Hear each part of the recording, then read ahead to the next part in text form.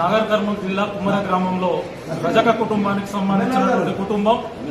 దైవ దర్శనానికి వెళ్తున్నటువంటి క్రమంలో గుడి దగ్గరనే అడ్డుకొని గుడిలోకి రానివ్వకుండా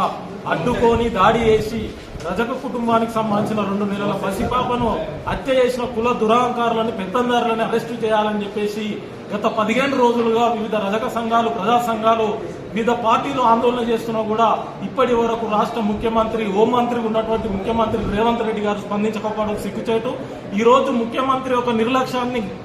అదేవిధంగా ఈ రాష్ట్రంలో ఉన్నటువంటి